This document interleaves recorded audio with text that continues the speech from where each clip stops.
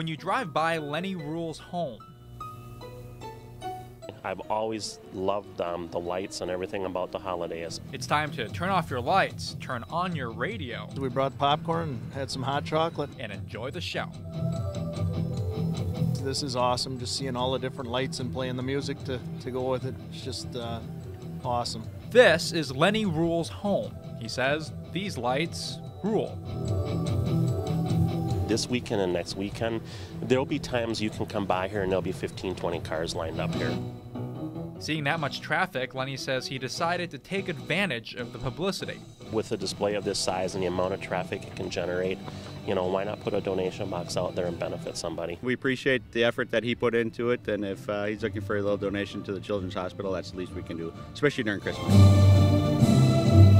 I think it's wonderful that these people go out of their way. I think that's excellent. That's a good way to share the spirit of Christmas and the spirit of giving. Lenny hopes to raise $1,500 by New Year's.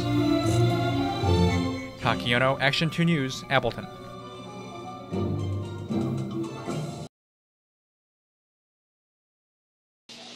Much of the news today and tonight will focus on Iowa's Republican caucus. On a brisk January night in rural Iowa, the road to the presidency starts here. You know who you're caucusing for? Even as Iowans register to caucus, the push to sway votes is a candidate's last hope. Folks, how are you doing tonight? Good. Can I give you a copy of the contract with America to look over? We've lost 2 million jobs in the United States. He's helped create 1 million jobs. Once inside, the voters listen. Ron Paul believes that national defense is the most important function of the government. A candidate's representative has 4 minutes inside the high school in Grimes to plea and make one final pitch. As a conservative businessman, Mitt Romney created thousands of jobs in the private sector. As in the Republican caucus, Iowans then write down their candidate of choice. There is no ballot box, a process much more informal as the papers are gathered. Ron Paul. Then each counted. Ron Paul. With a watchful eye by campaigns.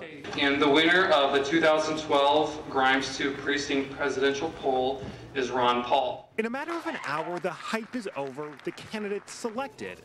Then, Iowans go home. We brought 4 little kids out on a cold night to come. I mean, it's pretty important. I think it's really important just because it's the first, it's the first caucus, obviously, so we're kind of setting the tone, hopefully, for the rest of the nation.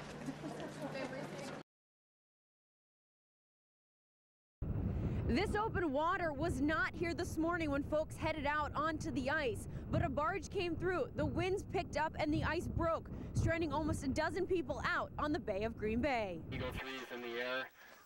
They will only be able to help us with visual contact. Initially, however, authorities didn't know how many people were stuck out on the ice. So Eagle 3 and the Coast Guard were called in to help search for those stranded.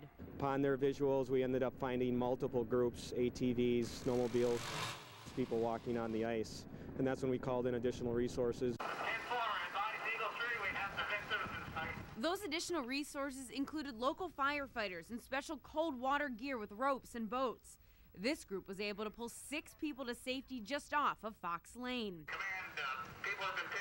Jerry Holbach and his wife were 2 of those rescued. I was willing to spend the night in the ice shanty. I got a lot of wood out there. We'd just been a little hungry, and we still don't know if we'll have closed back up again right away. A couple miles south of Fox Lane, just off Bayshore Road at Shoemaker Point, a Coast Guard airboat pulled up and rescued 2 more men. This is probably one of our most complex, difficult ice rescues that we've had to perform in quite some time.